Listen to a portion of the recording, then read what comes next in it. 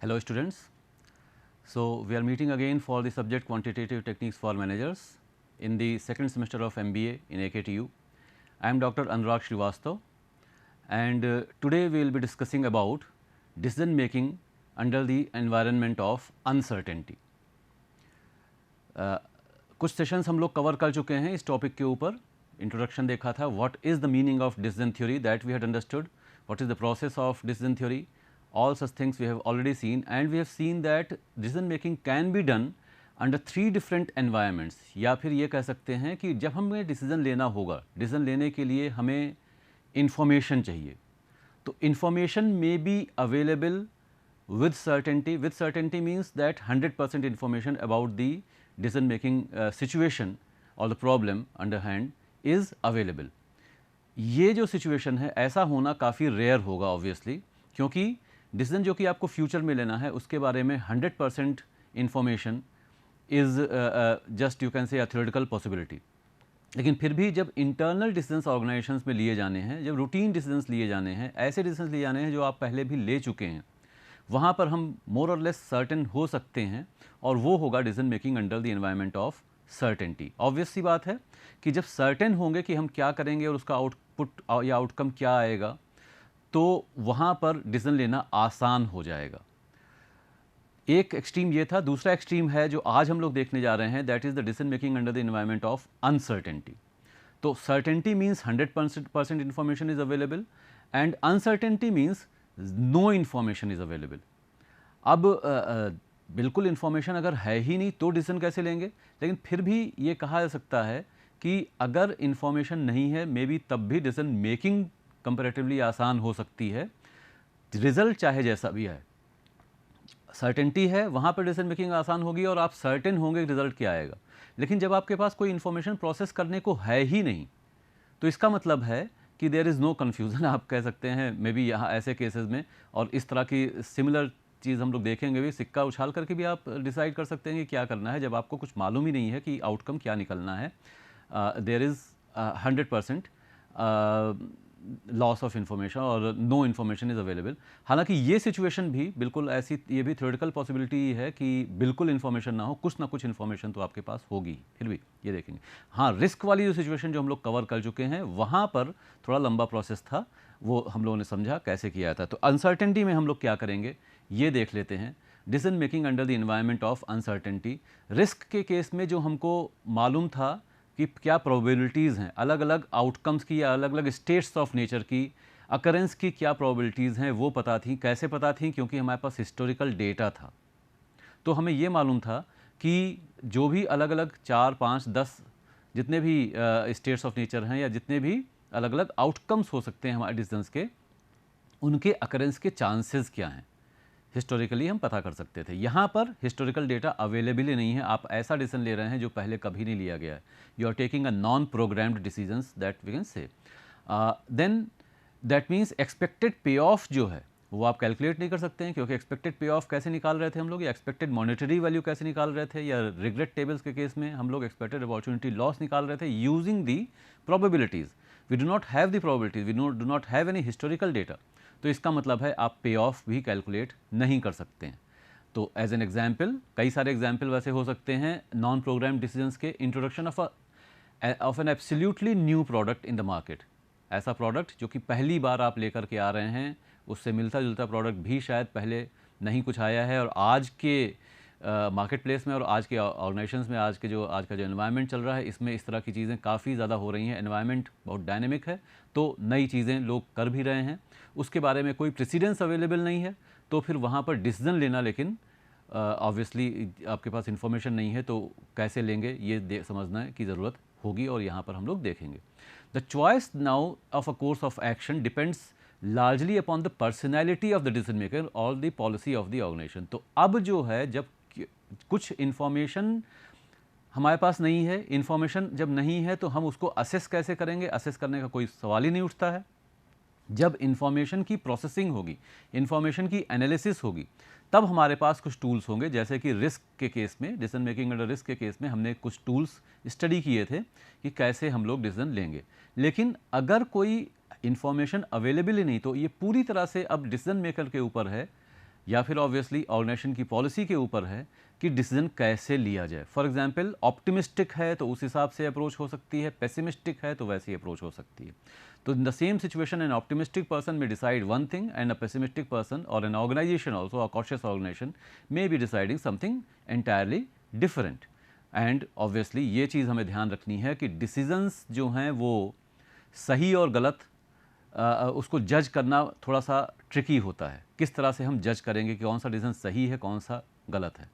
तो दो अलग अलग तरह के डिसीजंस ये अपनी जगह पर दोनों सही हो सकते हैं और दोनों गलत भी हो सकते हैं। ये इस पे डिपेंड करेगा कि सही है कि गलत है कि जो सर्कमस्टेंसेस थे जिसमें डिसीजन लिए गए वो सर्कमस्टेंसेस किस तरह के थे। तो अलग अलग कई सारे हम लोग अप्रोचेज एक तरह से हम लोग देखेंगे या क्राइटेरियन देखेंगे। There are several criteria which will be picking up one by one, और उनको हम देखेंगे कि अगर हमारे पास इंफॉर्मेशन बिल्कुल भी अवेलेबल नहीं है, if it is the environment of complete uncertainty, तो वहाँ हमारी अप्रोच किस तरह की होगी। सबसे पहला जो है वो है द क्राइटेरियन ऑफ पेसिमिज्म। अभी मैंने आपसे कहा था कि ऑर्गेनाइजेशन या डिसीजन मेकर वो पेसिमिस्ट है या ऑप्टिमिस्ट है, इसके ऊपर डिपेंड करेगा कि किस तरह से वो डिसीजन लेगा। तो एक पेसिमिस्ट है, अगर this approach was first used by or defined by Wald, and therefore it is also known as the Waldian criterion। तो यहाँ हम क्या कर रहे हैं, पे ऑफ मैट्रिक्स जिस तरह से हमारे पास थी in case of decision making under risk, पे ऑफ मैट्रिक्स हमारे पास होगी। हमें ये मालूम होगा कि कौन कौन से कोर्सेज ऑफ एक्शन हमारे सामने हैं, हमें ये मालूम होगा कि इसके आउटकम क्या क्या निकल सकते हैं। ये दोनों चीज़ें हमको पता हैं यहाँ पर भी, जैसा कि रिस्क के केस में पता था। लेकिन रिस्क के केस में साथ साथ हमें क्या पता था कि जो अलग अलग आउटकम्स हो सकते हैं उनकी प्रोबेबिलिटीज़ क्या हैं। यहाँ पे उन प्रोबेबिलिटीज़ के बारे में हमारे पास कोई इन्फॉर्मेशन नहीं है। तो हमें मालूम क्या है, हमें मालूम है the different courses of action, we also know the different outcomes, and we also know the pay offs for the any combination of the course of action and state of nature. तो हमने एक particular course of action select किया और कोई एक particular state of nature या environment में कोई चीज़ हुई, तो उसका नतीजा क्या निकलेगा ये हमें पता है, लेकिन होगा क्या एनवायरनमेंट में ये नहीं पता है। हमारे हाथ में केवल ये है कि हम क्या डिसीजन लें।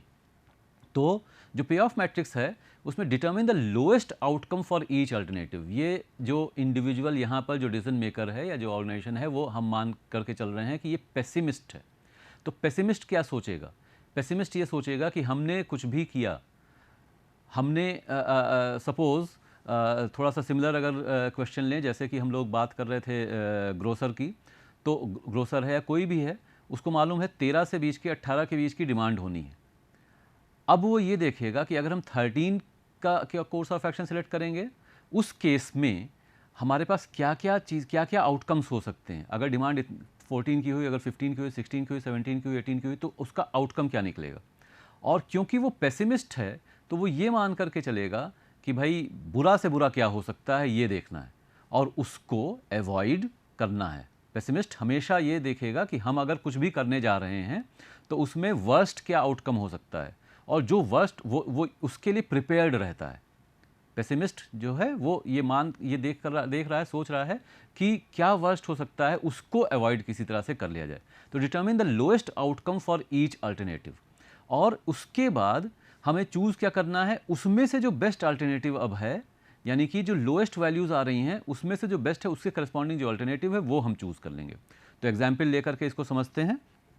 किसी भी तरह की पे ऑफ मैट्रिक्स हो सकती है। तो एक पे ऑफ मैट्रिक्स हमने यहाँ पर ली हुई, यहाँ पर 6 अलग अलग कोर्सेज ऑफ एक्शन हैं। There are 6 different courses of actions, 1 2 3 4 5 6, all these are the different courses of action. और इसी तरह से 6 अलग अलग स्टेट्स ऑफ नेचर हैं जो कि कॉलम्स में दिए हुए हैं। तो ये जो सारे हैं, these are the different states of nature. तो कोर्सेज ऑफ एक्शन यानी कि हम क्या करने जा रहे हैं, और स्टेट ऑफ नेचर यानी कि एनवायरनमेंट में क्या हो सकता है। तो हर कोर्स ऑफ एक्शन के लिए 1 अगर आप सेलेक्ट करते हैं तो A B C D E F में से कुछ भी हो सकता है। 1 अगर आप सेलेक्ट करेंगे A होगा तो आउटकम क्या होगा, -34, विच इज़ अ नेगेटिव पे ऑफ एक्चुअली, यानी कि लॉस हो रहा है।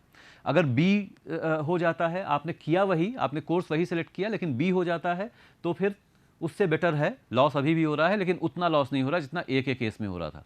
और इसमें अगर हम देखें, सबको कंपेयर करें, तो मैक्सिमम क्या है, वो है 33, मिनिमम क्या है वो है -34। तो अब जब डिसीजन मेकर, जो पेसिमिस्ट डिसीजन मेकर है, वो जब डिसाइड करेगा तो वो क्या सोचेगा, वो ये सोचेगा, वो ये नहीं देखेगा कि इस कोर्स ऑफ एक्शन को सिलेक्ट करने पर हमें ज़्यादा से ज़्यादा क्या मिल सकता है, वो ये देखेगा कि भाई नुकसान अगर होगा तो क्या कितना हो सकता है, या अगर फ़ायदा ही हो रहा है, ऐसा भी हो सकता है बाई चांस, ऐसी है बाई कोइंसिडेंस कि यहाँ पर जितने भी कोर्सेज ऑफ एक्शन सब में कुछ ना कुछ नेगेटिव वैल्यूज ज़रूर है, लेकिन ज़रूरी नहीं है। तो ये भी कैसे हो सकता है कि सारे अगर पॉजिटिव पे ऑफ ही हैं तो मिनिमम कितना फ़ायदा हो सकता है, वो उसको देखेगा। तो जैसे फर्स्ट कॉलम में यहाँ पे हमें इसका मतलब क्या देखना है, जो कहा जा रहा है कि determine the lowest outcome for each alternative, determine the lowest outcome for each alternative. तो पहला alternative -34 it has been encircled, वो लोएस्ट है। सेकंड जो है उसमें जो लोएस्ट है वो कितना है, इट इज़ -22। थर्ड जो है उसमें जो लोएस्ट है it is -33। Fourth course of action में जो लोएस्ट है it is -18। Fifth course of action में जो लोएस्ट है it is -33 and sixth course of action में जो लोएस्ट है इट इज़ -36। तो अब क्या देखेगा डिसीजन मेकर, ये देखेगा अगर हमने one course of action adopt किया तो ज़्यादा से ज़्यादा नुकसान कितने का होगा, 34 रुपये का होगा। इफ़ दीज आर रुपीज़ तो 34 रुपये का होगा। अगर ये कोर्स ऑफ एक्शन दो अडॉप्ट किया तो ज़्यादा से ज़्यादा नुकसान 22 रुपये का होगा। 3 के केस में ज़्यादा से ज़्यादा नुकसान 33 रुपये का होगा। 4 के केस में ज़्यादा से नुकसान 18 रुपीज़ का होगा, ज़्यादा से ज़्यादा नुकसान। 5 में 33, 6 में 36। तो अगर मैं as the pessimist decision maker course of action 4 select करता हूं तो फायदा कितना हो रहा है वो अलग बात है, लेकिन अगर नुकसान होता है तो 18 रुपए से ज़्यादा का नुकसान नहीं होगा, और कोर्सेज ऑफ एक्शन में इससे ज़्यादा नुकसान हो रहा है। तो choose the alternative associated with the best of these. तो इसमें से बेस्ट क्या है, इसमें से बेस्ट ये है, और इसलिए alternative 4 will be the answer. तो यहां पर कोर्स ऑफ एक्शन 4 अगर एक पेसिमिस्ट है, और इसको हम बोलते क्या, इसका दूसरा नाम जो है वो है मैक्सिमिन। मैक्सिमिन क्या है, maximin means maximum of minimum, maximum of minimum. ये एक तरह से मैक्सिमिन का एक्सपेंशन है। ये तरह के टर्म्स हम लोग आगे भी समझेंगे, आगे भी देखेंगे। गेम थ्योरी में है ये सारी चीज़ें, इस तरह की सिमिलर चीज़ें हम लोग यूज़ कर रहे होंगे। तो मैक्सिमिन्स मीन्स मैक्सिमम ऑफ मिनिमम। तो मैक्सिमम ऑफ मिनिमम मतलब क्या हुआ, from each column the minimum value, from each column the minimum value -34, -22, -33, -18, -33, -36, and out of those minimum values the maximum values which is -18.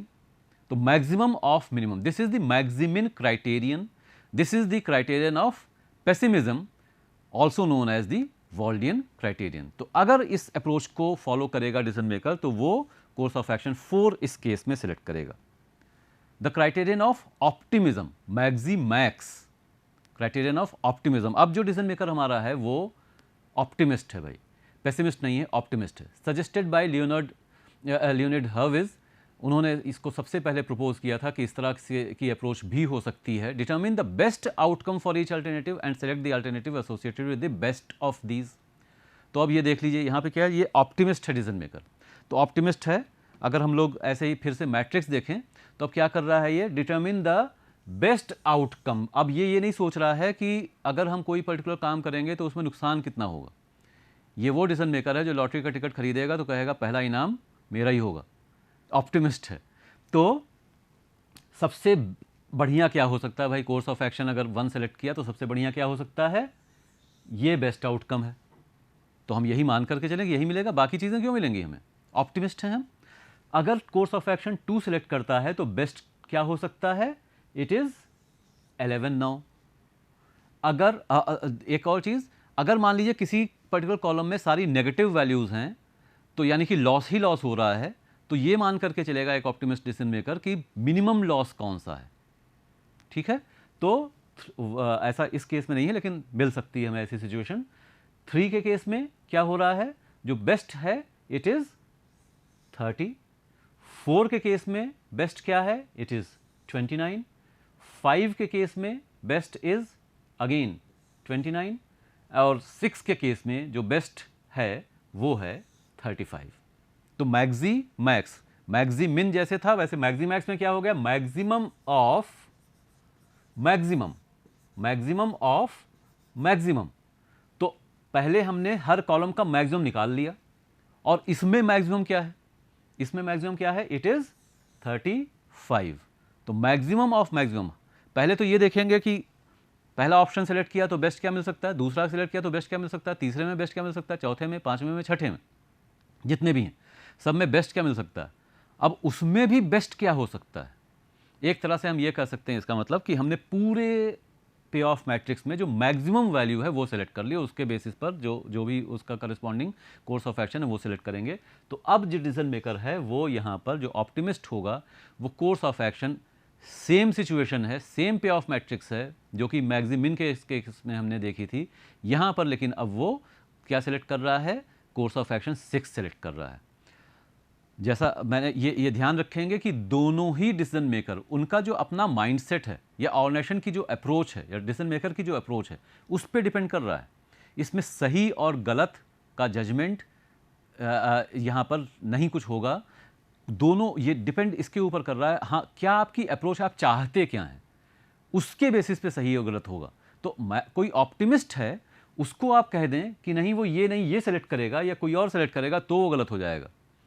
तो approach के basis पर it will be decided that which option is the correct one. Now the third approach is the minimax regret criterion. Regret term हम लोग पहले बात कर चुके हैं, समझ चुके हैं, थोड़ा सा हमने इसके बारे में बात की थी जब हम लोग बात कर रहे थे about the decision making under risk, the environment of risk, उसमें जब हम लोग देख रहे थे तो वहाँ पर रिग्रेट क्राइटेरियन की, रिग्रेट के बारे में, रिग्रेट क्राइटेरियन रिग्रेट के बारे में हमने बात की थी। रिग्रेट क्या था, रिग्रेट का मतलब था कि अगर हम कोई particular course of action select करते हैं और कोई पर्टिकुलर स्टेट ऑफ नेचर अकर करती है तो जो भी हमें मिल रहा है, जो भी कुछ हमें ऑब्टेन हो रहा है, जो भी कुछ प्रॉफिट हो रहा है या जो भी कुछ लॉस हो रहा है, अगर हम कुछ और किए होते तो क्या उससे बेहतर कुछ मिल सकता था, अगर हम कुछ और किए होते तो उससे क्या बेहतर मिल सकता था। It is not a loss but it is just a regret. हमें लॉटरी की अभी बात कर रहे थे, वैसे तो लॉटरी अब तो ख़त्म हो चुकी है, लेकिन इस तरह की कोई सिचुएशन है, दो दोस्त गए और दोनों ने लॉटरी खरीद ली और एक का पहला इनाम निकला है, एक का दूसरा इनाम निकला है। अब जिसका दूसरा निकला उसको भी पैसे तो मिले ही हैं, लेकिन वो ये सोच सकता है कि वो वाला ले लिए होते टिकट तो हमें ज़्यादा मिल गया होता। तो ये this is a regret, this is regret. तो this approach was used first of all by Leonard Savage. तो यहाँ पर हम रिग्रेट मैट्रिक्स का यूज़ करेंगे। कॉन्स्ट्रक्ट द रिग्रेट और opportunity loss matrix, identify the maximum opportunity loss for each alternative. तो regret को मिनिमाइज करना है, रिग्रेट भाई कम से कम हो, ये हम चाह रहे हैं अब यहाँ पर। तो identify the maximum opportunity loss for each alternative and select the alternative associated with the lowest of these. तो जो मैट्रिक्स हम लोग अभी देख रहे थे उसी के लिए हमने यहाँ पर एक रिग्रेट मैट्रिक्स बनाई हुई। रिग्रेट मैट्रिक्स बनाने का तरीका हम लोग पहले से देख चुके हैं। If you do not remember तो आप पिछले वाले सेशन को एक बार देख सकते हैं, और उसी मैट्रिक्स के लिए हमने ये करस्पॉन्डिंग रिग्रेट मैट्रिक्स बनाई हुई है। तो ये है हमारी रिग्रेट मैट्रिक्स, ये कॉन्स्ट्रक्ट कर ली हमने। अब क्या क्राइटेरियन है हमारा, क्राइटेरियन है identify the maximum regret for each alternative. Minimax है ना, यहाँ पे मिनीमैक्स है, और किसका मिनीमैक्स, रिग्रेट का मिनीमैक्स है, इसीलिए रिग्रेट टर्म भी लगा हुआ है। तो minimax is now minimum of maximum, this is minimax. तो identify the maximum regret for each alternative. अगर हमने कोर्स ऑफ एक्शन 1 सेलेक्ट किया तो सबसे ज़्यादा रिग्रेट क्या हो सकता है, 64 रुपये का रिग्रेट हमको हो सकता है। Remember, it is not loss, it is just regret. हमें जो भी मिल रहा है उससे 64 रुपये ज़्यादा भी मिल सकता था अगर हमने कुछ बेहतर किया होता। अगर हमने कोर्स ऑफ एक्शन 2 सेलेक्ट किया तो ज़्यादा से ज़्यादा रिग्रेट कितना होगा, वो होगा ₹51। अगर हमने कोर्स ऑफ एक्शन 3 सेलेक्ट किया तो the maximum regret that is possible is 58। In case of course of action 4, the maximum regret that is possible is 47. In case of course of action 5, the maximum regret that is possible is 63. And in case of course of action 6, the maximum regret that may happen, that may occur is 66. तो किसमें, अब ये देख सकते हैं course of action 1 के case में 2 situations ऐसी हैं जबकि रिग्रेट हो ही नहीं रहा है, वही बेस्ट है। यहाँ पे जहाँ भी 0 मिल रहा है वो बेस्ट है, क्योंकि 0 means no regret, no regret is what you are aiming at as a decision maker. तो कोर्स ऑफ एक्शन 1 में 2 केसेस ऐसे हैं जबकि 0 रिग्रेट हो रहा है, लेकिन एक बहुत बड़ी वैल्यू रिग्रेट की भी आ रही है। अगर कहीं ए हो गया तब क्या होगा, ई होगा, एफ होगा, उसकी चिंता नहीं है, ए हो गया तब क्या होगा, तो ये देखना है। अब इसमें से मिनिमम क्या है, select the alternative associated with lowest of these. तो लोएस्ट क्या है, 64, 51, 58, 47 is the lowest among these. 47 is the lowest, और ये कब हो रहा है, ये कोर्स ऑफ एक्शन 4 के केस में हो रहा है। तो अगेन मिनिमैक्स रिग्रेट क्राइटेरियन के हिसाब से अगर डिसीजन मेकर चलेगा तो वो कोर्स ऑफ एक्शन 4 सेलेक्ट करेगा और अपने रिग्रेट को मिनिमाइज कर ले जाएगा। नेक्स्ट क्राइटेरियन क्या है, it is the criterion of realism. ये जो क्राइटेरियन है, देखिए मिनिमैक्स रिग्रेट क्राइटेरियन भी जो है वो भी थोड़ा पेसिमिस्ट अप्रोच वाला ही है, उसको यूज़ करने का तरीका थोड़ा सा अलग था बस। क्राइटेरियन ऑफ रियलिज्म जो है वो मतलब हुआ कि ना तो हम पेसिमिस्ट हैं, कंप्लीट पेसिमिस्ट हैं, ना तो हम कंप्लीट ऑप्टिमिस्ट हैं। ये है criterion of realism, again it was given by Hurwicz. तो रियल लाइफ सिचुएशन में क्या होगा, कोई भी ऐसा इंडिविजुअल नहीं है कि जो कंप्लीट ऑप्टिमिस्ट होगा, और कोई भी ऐसा इंडिविजुअल नहीं होगा जो कि कंप्लीट पेसिमिस्ट होगा। Complete optimism, 100% optimism and 100% pessimism, और such individuals who have this such an attitude, वो तो बहुत ही रेयर मिलेंगे। तो थियोरेटिकल पॉसिबिलिटी ही बोल सकते हैं इसको भी। तो होगा क्या, कोई एक मिक्सचर होता है, हर इंडिविजुअल जो है वो थोड़ा पेसिमिस्ट होता है, थोड़ा ऑप्टिमिस्ट होता है। कोई पेसिमिस्ट ज़्यादा होगा, ऑप्टिमिस्ट कम होगा, कोई ऑप्टिमिस्ट ज़्यादा होगा, पेसिमिस्ट कम होगा। तो ये जो अप्रोच है क्राइटेरियन ऑफ रियलिज्म जो है, it is a midway, you can say it is, और it is a compromise, not exactly midway. ये डिपेंड करेगा मिड में जा रहे हैं या कहाँ जा रहे हैं, इस पर डिपेंड करेगा कि जो डिसीजन मेकर है वो ज़्यादा ऑप्टिमिस्ट है या ज़्यादा पेसिमिस्ट है। It is a compromise therefore between maximax and maximin. Maximax optimism criterion of optimism, maximin criterion of pessimism. तो अब हम क्या कह रहे हैं, हम कह रहे हैं कि या तो अगर कोई 100% ऑप्टिमिस्ट है तो अलग बात है, 100 वो हो सकता है, लेकिन हमने एक कोएफिशिएंट ऑफ ऑप्टिमिज्म निकाला। कोएफिशिएंट ऑफ ऑप्टिमिज्म जो ये बता रहा है कि कितना ऑप्टिमिस्ट है, कितने परसेंट ऑप्टिमिस्ट है इंडिविजुअल, जिसकी वैल्यू 0 से लेकर के 1 के बीच में होगी। Coefficient of optimism denoted by the Greek small letter alpha.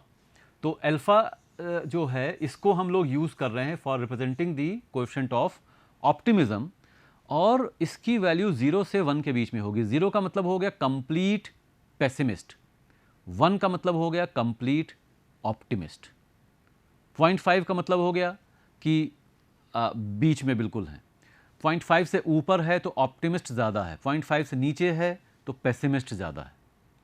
तो जैसा यहाँ कहा जा रहा है, when alpha is close to 1 the decision maker is optimistic about the future, and on the other hand when alpha is close to 0 the decision maker is pessimistic about the future. और अब हम क्या करेंगे, अब हम दोनों चीज़ें फिर देखेंगे कि ऑप्टिमिज्म वाला भी और पेसिमिज्म वाला। अगर कोई इंडिविजुअल अल्फा उसका कोएफिशिएंट है ऑप्टिमिज्म का, तो 1 minus alpha coefficient of pessimism एक तरह से हो गया। तो ऑप्टिमिस्ट हो जो उसी का अक्सर होता है, हम डिसीजन लेते हैं तो हम लोग दो से ज़्यादा में भी कंफ्यूज हो सकते हैं। तो वी में भी इन डायलेमा कि कौन सा काम किया जाए, और डायलेमा में तभी होते हैं जब हम सोचते हैं भाई अच्छा भी हो सकता है, बुरा भी हो सकता है। तो हमने उसको भी क्वांटिफाई यहाँ पे करने की कोशिश की। क्वांटिटेटिव टेक्निक्स का यही फ़ायदा है कि सब्जेक्टिविटी को जितना हो सके, सब्जेक्टिविटी आएगी तो है ही डिसीजन मेकिंग में, लेकिन जितना हो सके उसको कम किया जा सके, जिससे कि एक प्रॉपर तरीके से, एक मतलब साइंटिफिक तरीके से, यू कैन से सिस्टमेटिक तरीके से हम लोग डिसीजंस ले सकें। तो अब हम क्या करेंगे कि जो उसी डिसीजन मेकर का जो दिमाग ये कह रहा है, एक पार्ट ये कह रहा है कि भाई बढ़िया हो सकता है, तो अगर कह दें कि 80% ऑप्टिमिस्ट है लेकिन 20% कहीं पेसिमिज्म है, तो 80% वो ये अब ये नहीं कहेगा कि मैक्सिमम ही मैक्सिमम होने वाला है। अगर 20% पेसिमिस्ट है या 80% पेसिमिस्ट भी है, तो भी वो ये नहीं कहेगा, 20% पार्ट उसका ये कह रहा होगा कि अच्छा भी हो सकता है। तो ना तो बेस्ट लेंगे ना तो वर्स्ट लेंगे, हम जब ये मान करके चल रहे हैं कि अच्छा हो सकता है तो मैक्सिमम पे ऑफ को ले लेंगे, और जब हम कहेंगे कि बुरा हो सकता है तो मिनिमम वाले को ले लेंगे। तो हमने क्या निकाला, एक जो पैरामीटर h को हम कैलकुलेट करेंगे, और वो कैसे निकालेंगे, it is the product of alpha with the maximum column पे ऑफ। तो जो भी पर्टिकुलर मतलब अलग अलग जो कोर्स ऑफ एक्शन है, पहले कोर्स ऑफ एक्शन को लिया, उसमें जो मैक्सिमम पे ऑफ है उससे अल्फा को मल्टीप्लाई कर दिया, जो कोएफिशिएंट ऑफ ऑप्टिमिज्म आपने लिया था, और 1 माइनस अल्फा जो है वो जो कि डिनोट कर रहा है कि कितना पेसिमिस्ट है इंडिविजुअल, उसको मिनिमम पे ऑफ से हमने मल्टीप्लाई कर दिया। तो इस तरीके से और दोनों को जोड़ करके हम लोग h की वैल्यू निकालेंगे, और h जिस केस में मिनिमम होगा, जिस भी particular state of course of action के केस में h मैक्सिमम है, वो हमारा बेस्ट अल्टरनेटिव होगा under the criterion of realism. Realism क्यों, ना तो पेसिमिज्म ना तो ऑप्टिमिज्म।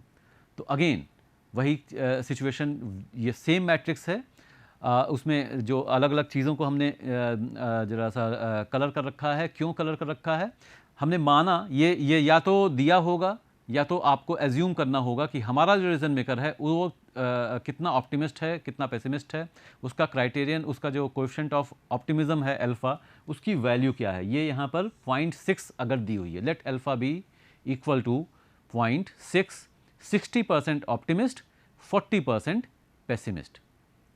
तो हमने क्या किया, पहला कॉलम, इसमें मैक्सिमम क्या है, ये है मैक्सिमम, ये है मिनिमम, ये है मैक्सिमम और ये है मिनिमम। तो इन दोनों को हमने इस तरह से कैलकुलेट किया, और इसी तरीके से दूसरे में ये है मैक्सिमम, ये है मिनिमम, तीसरे में मैक्सिमम मिनिमम, चौथे में मैक्सिमम मिनिमम, पांचवें में मैक्सिमम मिनिमम, और 6th कोर्स ऑफ एक्शन में मैक्सिमम मिनिमम। तो ये जो वैल्यूज़ इस तरह से हमने मल्टीप्लाई करके निकाली, तो वैल्यूज़ आ रही हैं h की इस तरीके से, 6.2 - 2.2 4.8 10.2, द हाईएस्ट 4.2 एंड 6.6। तो इसका मतलब है कोई रियलिस्टिक है और उसका जो अल्फा की वैल्यू है, कोएफिशिएंट ऑफ ऑप्टिमिज्म की वैल्यू अगर इतनी है तो वो सिलेक्ट करेगा कोर्स ऑफ एक्शन 4। ये हो गया criterion of realism. The last criterion is the Laplace criterion. यहाँ पर हमें जब मालूम ही नहीं है कि कितनी प्रोबेबिलिटी होगी, तो हमने मान लिया कि सबके को जो अकरेंस की चांसेस हैं वो बराबर है। तो हमने मान लिया, यहाँ पर थोड़ा सा इस तरह का क्वेश्चन तो हम लोग पहले भी कर चुके हैं, तो इसलिए एक छोटा सा एग्जाम्पल लिया है, सेम मैट्रिक्स है लेकिन हमने दो कोर्सेज ऑफ एक्शन कम और स्टेट ऑफ नेचर हटा दिए हैं। अगर तो यहाँ पे 4 ही हैं, नहीं मालूम है ए होगा, बी होगा, सी होगा, डी होगा, तो सबके लिए 0.25 0.25 0.25 0.25 टोटल 1 ऑब्वियसली होगा। तो ये हमने कर दिया, और जिस तरह से EMV कैलकुलेट कर रहे थे वैसे ही यहाँ पे हमने EMVs कैलकुलेट कर ली। यहाँ पे भी हमने सारी EMVs कैलकुलेट कर ली, और EMVs के बेसिस पर हमने निकाल लिया कि बेस्ट जो कोर्स ऑफ एक्शन है वो है corresponding to EMV 15.75 which is course of action 3। तो लैपलेस क्राइटेरियन के हिसाब से हम लोग इस तरीके से सिलेक्ट कर सकते हैं। अप्रोच वही है जो कि रिस्क वाली थी, प्रोबेबिलिटीज़ हमने अपने हिसाब से कह दिया कि क्योंकि किसी के बारे में नहीं मालूम है तो सबकी प्रोबेबिलिटीज़ बराबर है। So this is about the decision making under uncertainty. और इसके बाद फिर हम लोग इसका एक और कुछ चीज़ें देख करके we will be concluding the topic of decision theory. So thank you, see you again.